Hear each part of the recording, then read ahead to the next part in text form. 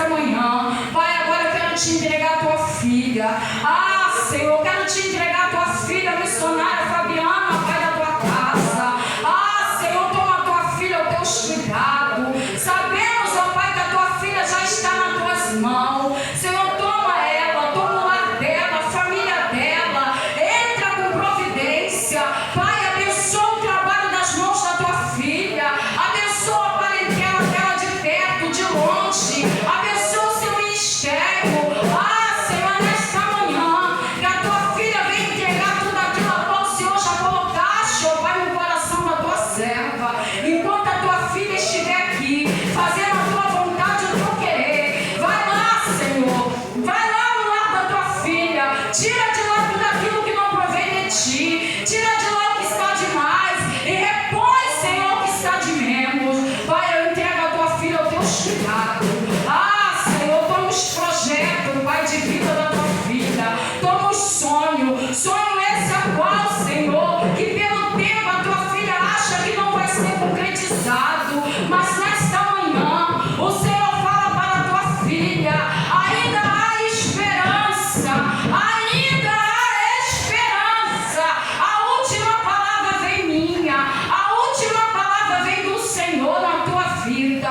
Pai, toma a tua filha nas tuas mãos. Abençoa ela. É o que eu te peço em nome de Jesus. Aleluia.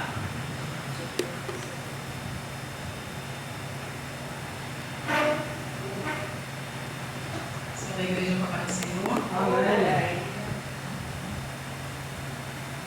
A gente está mais uma vez aqui. E aí, os irmãos abrissem comigo em Salmo 126. Aleluia. Vou ser breve. Algumas pessoas já me conhecem e sabem que a minha fatia do bolo ela é pequena, mas é o suficiente, né? Já tive a oportunidade de ver o missionário Cassiano pregar muitas das vezes. E quando ele chegou, eu falei: meu Deus, deu ruim para mim quando ele pegar o microfone. Salmo 126. Aleluia. Vai dizer assim: quando o Senhor trouxe do cativeiro os que voltaram a Sião, estávamos como os que sonham. Então a nossa boca se encheu de riso e a nossa língua de cânticos. Então se dizia entre as nações: grandes coisas fez o Senhor a estes. Grandes coisas fez o Senhor por nós, e por isso estamos alegres. Faça-nos regressar outra vez do cativeiro, Senhor, como as correntes do sul. Os que semeiam em lágrimas cegarão com alegria. Aquele que leva a preciosa semente andando e chorando, voltará sem dúvida com alegria, trazendo consigo os seus molhos. Podem se assentar. Esse salmo é um salmo que eu gosto muito, porque é um salmo de restauração, é um cântico de restauração. A Bíblia vai nos dizer que o povo de Israel havia sido levado cativos para a Babilônia. E quando a gente vai ver o porquê disso, nós vamos ver que não foi obra de macumbaria, não foi inveja, não foi olho grande, não foi nada disso. Foi por culpa deles próprios, porque eles estavam dentro de Israel, dentro do lugar da terra da promessa, mas a mente estava fora. Eles estavam dentro da casa, mas a sua mente, o seu coração estavam nas coisas que não agradavam ao Senhor. Né? E nessa manhã eu já quero começar essa introdução já dizendo isso.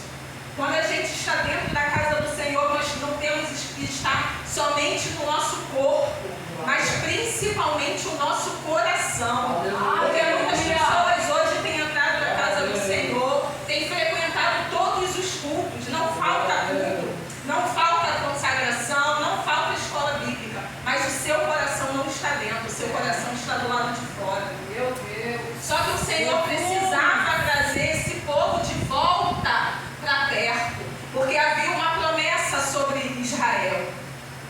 E ali o Senhor permite, né? E o Senhor vem avisando por muitas vezes, através do profeta Jeremias, que o povo seria levado cativo.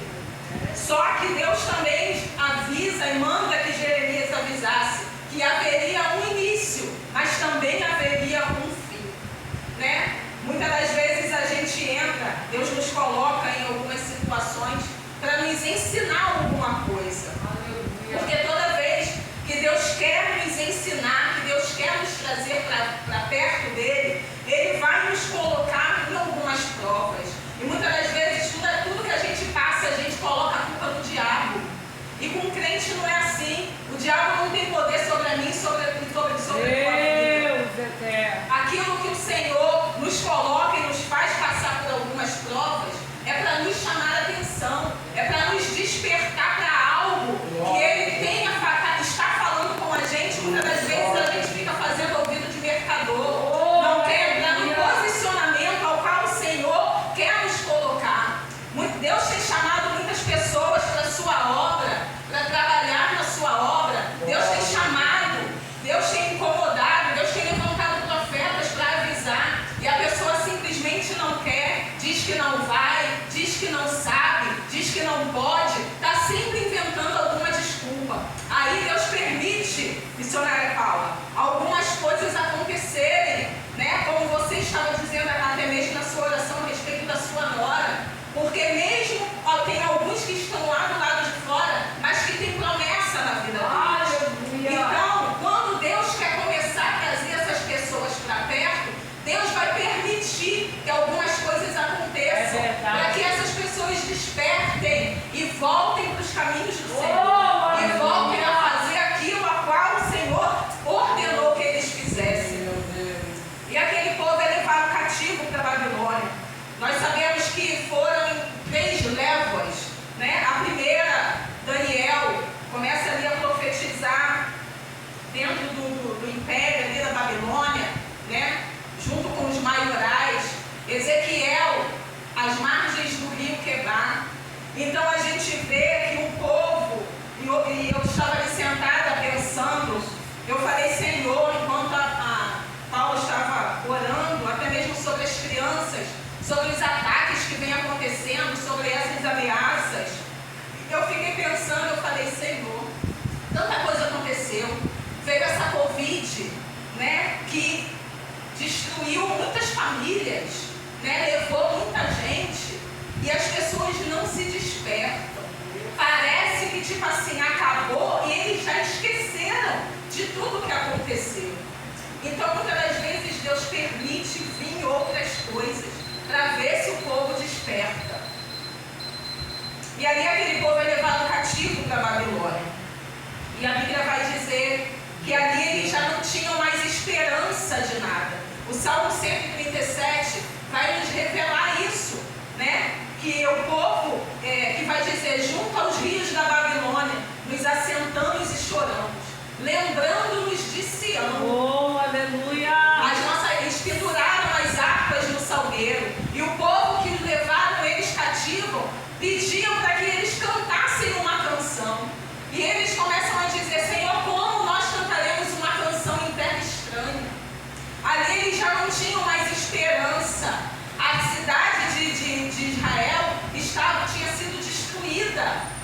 Quando a Babilônia entra para poder levar cativo, eles destroem Judá, deixa tudo destruído. Algumas pessoas vão permanecer cativos até mesmo dentro da sua própria casa. E muitas das vezes tem pessoas assim, mas cativo na mente, cativo no coração, não consegue liberar perdão, não consegue crescer, não consegue fazer nada. Estão até mesmo dentro da sua terra, mas continuam cativos.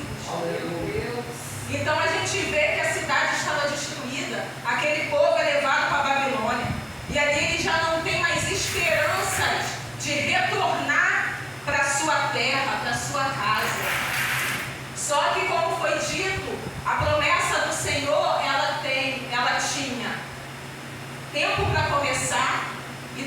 tinha um tempo para acabar. Aquela provação que o povo estava passando tinha um tempo para começar, mas também tinha um tempo para acabar.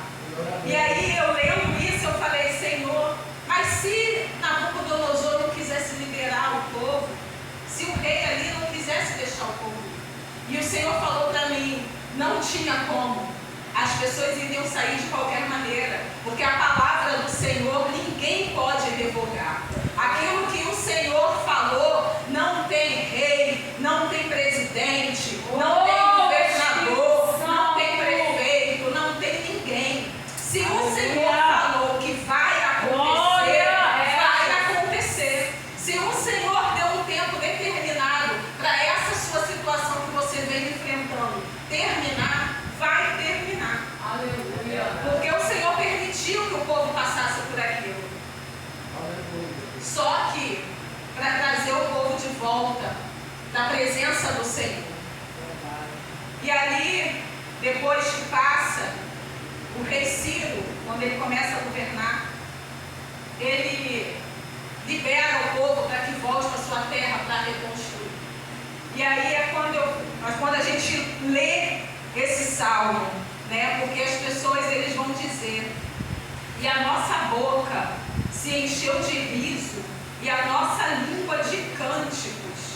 Eles na realidade vão dizer, nós estávamos como quem sonham, porque às vezes, missionária Alessandra, Deus nos faz uma promessa e o tempo passa e a gente não vê nada acontecer. E quando acontece, a gente mesmo fica de boca aberta, porque a gente pensa, meu Deus, é verdade mesmo? A gente começa até mesmo a questionar, meu Deus, será que é mesmo?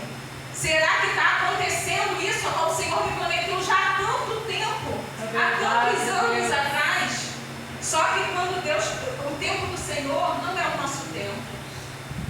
Então aqui o povo estava assim, estavam como quem sonha. Para ele aquilo ali era algo tão impossível de acontecer, que quando acontece eles acham que estão sonhando. É verdade. E o povo começa a voltar para a sua terra. E nesse caminho eles começam a cantar essa canção. Aleluia! E quando eles estão chegando até a sua terra, e a Bíblia vai dizer que os povos começaram a dizer, grandes coisas fez o Senhor a estes. E eu fiquei perguntando ao Senhor, falei, Senhor, quem são esses povos? E o Senhor me disse, quando o povo foi levado cativo para Babilônia, não foi só o povo de Israel. Havia outros povos que também haviam sido levados cativos. Então eu vou entender que no meio de um povo, Deus tirou um povo, outro povo, para poder cumprir aquilo a qual ele já tinha prometido.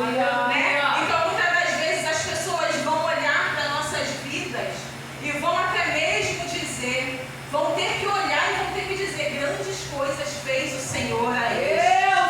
Né? E muitas das vezes a gente fica questionando.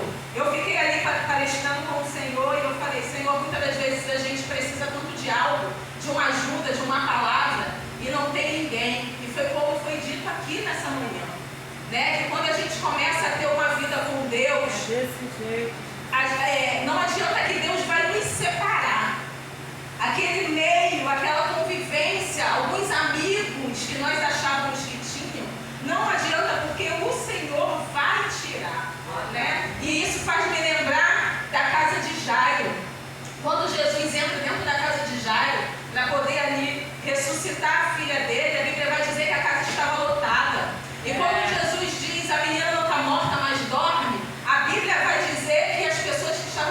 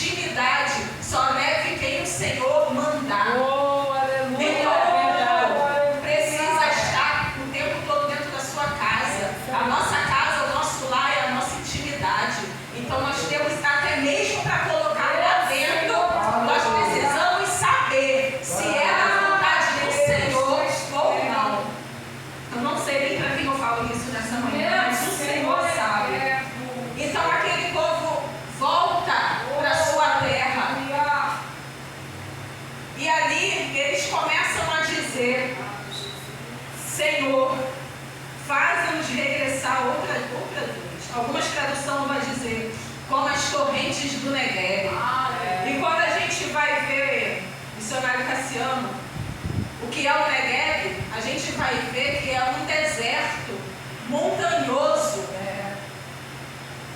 E ali a gente pensa, meu Deus, as torrentes do Negev.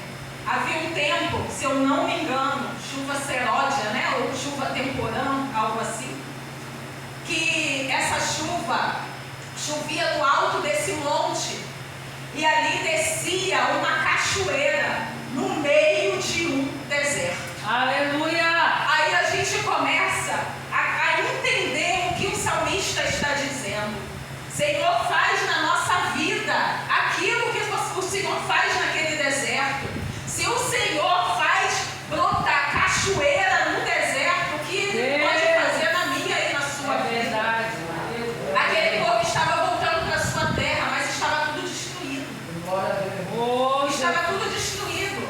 Já não tinha mais nada. Eles precisavam plantar, eles precisavam colher, eles precisavam agora reconstruir aquela cidade. Eles precisavam reconstruir aquele lugar. E a Bíblia vai dizer que eles iam andando, deixa eu ler aqui, os que semeiam em lágrimas cegarão com alegria. Aquele que leva a preciosa semente, andando e chorando, voltará sem dúvidas, trazendo consigo seus bolos.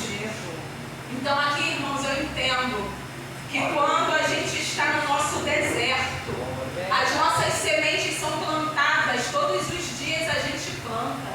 Só que quando a gente está no deserto, a água que a gente rega essas sementes são as nossas lágrimas. Aquele povo, eles iam andando e chorando, ali plantando. Eu imagino aquele povo plantando, jogando as sementes naquele solo e chorando, regando com as suas lágrimas. Porque aquilo que o Senhor promete, o Senhor cumpre. Mas eu costumo dizer que o céu, ele não age, o céu reage. O céu vai reagir conforme a minha e a sua caminhada. Não adianta a gente estar parado, prostrado e achar que somente o Senhor tem que fazer tudo por nós. Não, a nossa parte a gente faz e o Senhor faz a dele. Porque muitas pessoas querem estar na casa do Senhor, querem vir, mas não querem orar, não querem buscar, não querem ler a Bíblia, não querem se consagrar, mas quer que o Senhor faça por eles. E a gente vê, e quando eu leio esse salmo, eu também vejo que existe aqui promessas antigas, porque a Bíblia vai dizer que o povo ficou 70 anos na Babilônia. Então, por isso, na realidade, até bem menos tempo do que o povo ficou cativo no Egito. Mas mesmo assim, eles já não tinham mais esperança de regressar. E hoje, nessa manhã, eu quero dizer para os irmãos que Deus, Ele está trazendo novamente. E Ele vai realizar promessas antigas que Ele fez na minha e na vida de cada um que está aqui nessa manhã. Porque eu creio que aquilo que o Senhor te prometeu lá atrás, Ele vai cumprir. Há um tempo determinado para isso passar. Eu não sei o que você vem enfrentando. Eu não sei se é na sua saúde, eu não sei se é problema familiar, eu não sei se é financeiro, eu não sei. Mas tem um tempo determinado para essa luta terminar. A gente só precisa continuar no lugar da adoração. A gente só precisa continuar buscando o Senhor, entregando a nossa vida ao Senhor e confiando que aquilo que Ele prometeu, Ele é fiel para cumprir. E aquele povo, irmãos, eles retornam para a sua terra. Ali eles começam a plantar, a regar, e a promessa do Senhor se cumpre na vida deles. Então, na minha vida e na sua vida não é diferente. Aquilo que o Senhor prometeu, o Senhor cumpre. A gente só precisa estar voltados à obediência do Senhor. Porque muitas das vezes a gente quer as coisas da nossa maneira, mas a gente não quer obedecer à voz do Senhor. A gente quer fazer as coisas do nosso jeito. A gente não quer ouvir ninguém. A gente não quer ouvir o pastor. A gente não quer ouvir a repreensão do pastor. E hoje em dia está assim generalizado. Está até mesmo dentro da igreja. Está do lado de fora. É filho que não respeita pai e mãe. São crianças que não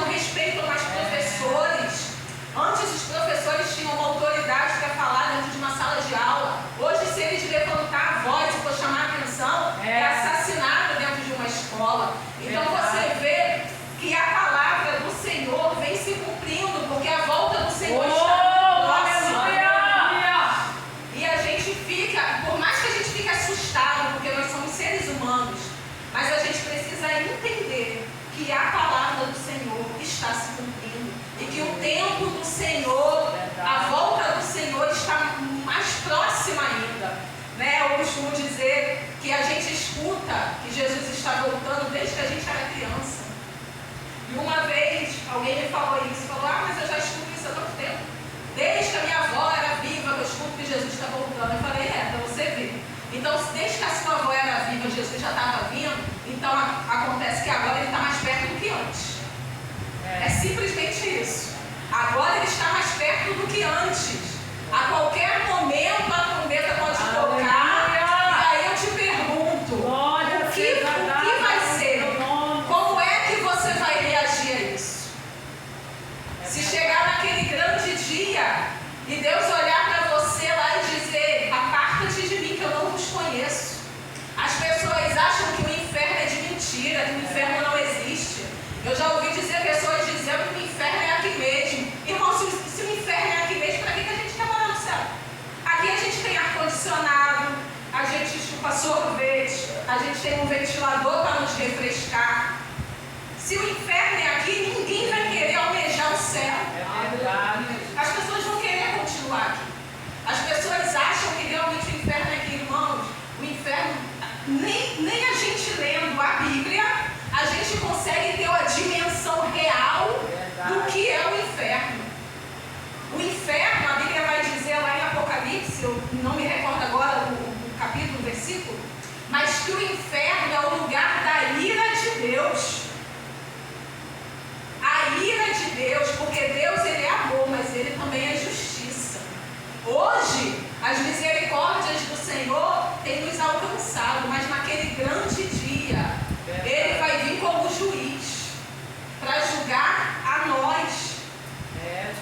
Então nós temos que estar preparados para esse dia. Porque o que eu falo com o Senhor todos os dias, e todos os dias eu peço perdão ao Senhor.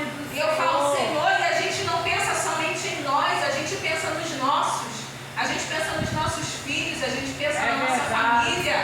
Né? Porque muitas das vezes a gente fala e eles não acreditam ou fingem que não acreditam. Porque eu costumo dizer que quando eu era criança, parecia que adolescente, a gente tinha um pouco mais de temor a isso do que os jovens de hoje. Hoje simplesmente eles não creem. Não creem em Jesus. Eles acham que não existe céu, não existe inferno, acham que a palavra de Deus é apenas um livro qualquer, que foi escrito por qualquer pessoa. Eles não creem que isso aqui é a palavra de Deus, que isso aqui é passado, presente e futuro, e que vai acontecer, porque tudo que está escrito dentro dessa palavra tem se cumprido todos os dias. Basta a gente, você liga a televisão, você vê que a palavra do Senhor, ela vem se cumprindo todos os dias. Então, irmãos, mesmo assim, porque muitas das vezes a gente fala do Senhor, Senhor, estou até cansada de falar desse povo que não quer ouvir, porque a gente, muitas das vezes, a gente se vê até mesmo como Jeremias. Jeremias pregava para o povo e o povo não se voltava para o Senhor. E ele dizia, Senhor, esse povo aí é de duro coração. Esse povo aí não quer te ouvir, esse povo não quer. Só que o Senhor, irmão, quando a gente tem um chamado na nossa vida, não importa, a gente precisa continuar falando. Mesmo que eles estejam fazendo ouvido de mercador, continue falando. Porque a gente fala, mas não somos nós que liberta ninguém. O que liberta de Deus, o que liberta é a palavra. O que convence o homem do pecado é o Espírito Santo. A nossa parte é somente pregar o Evangelho do Senhor. E o que é para o Senhor fazer, o Senhor faz. Né? Então aquilo que a gente pode fazer, a gente faz. E a gente tem que fazer. Né? Porque como foi dito, o Senhor nos chamou para fazer discípulos e de pregar o Evangelho a todas as nações. Então não importa quem quer ouvir, quem quer ou quem não quer. Eles são obrigados a ouvir do mesmo jeito. Porque naquele grande dia eles nunca vão poder olhar na face do Senhor e dizer, não, eu não conheci, eu nunca ouvi falar, ninguém me contou nada. Então aqui, esse povo, eles receberam essa promessa. Esse povo, eles estavam dentro da casa do Senhor, eles faziam parte da terra da promessa, mas eles ali haviam se voltado totalmente contra Deus. Eles haviam haviam começado a adorar os deuses pagãos, e ali o Senhor permite que isso tudo aconteça, que a cidade dele, a casa deles, foi destruída para que eles retornassem para a presença do Senhor. Então, irmãos, eu não sei o que vem acontecendo na sua vida, na vida de algum familiar como você tem orado, mas entrega na mão de Deus e deixa o Senhor fazer, porque muitas das vezes a gente quer dizer, Senhor faz, Senhor salva, Senhor liberta, mas quando o Senhor começa a colocar a mão, a gente se desespera, a gente começa a ir para o joelho, começa a pedir misericórdia ao Senhor. Irmão, se a gente colocou nas mãos do Senhor, deixa. Somente pede ali forças ao Senhor para poder suportar aquela situação. Porque algumas pessoas vão vir pelo amor, mas outros vão ter que vir na dor. Algumas pessoas vai vir de coração, vai chegar, vai entregar a vida ao Senhor. Outras não, vão ter que passar por alguns desertos na vida. Vão ter que passar por alguns cativeiros, por alguma situação para poder se despertar. Então, quando você entregar algo na mão do Senhor, alguma causa, confia no Senhor. Entrega e deixa. Não entrega e vai lá e pega de volta, não. Porque às vezes a gente quer colocar na mão do Senhor e quando o Senhor começa a amassar, quando o Senhor começa a espremer, a gente começa a chorar e a gente diz, não, Senhor, assim não. Irmãos, ou é do jeito do Senhor ou não é. Não tem como ser do meu e do seu. Muitas das vezes a gente quer que o Senhor faça da nossa maneira, mas o Senhor quer fazer da dele.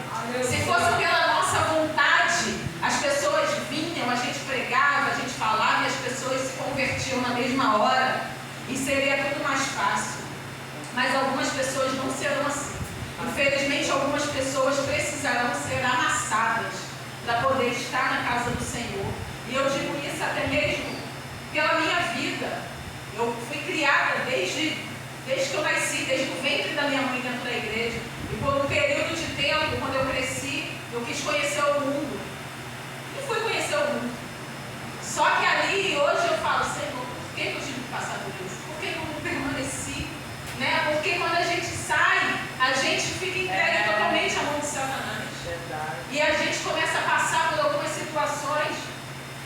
E eu sempre me lembro, eu sempre falo isso, que quando eu fiquei fora da casa do Senhor, eu simplesmente comecei, já botou na minha mente que eu não precisava ser crente para ir para o céu.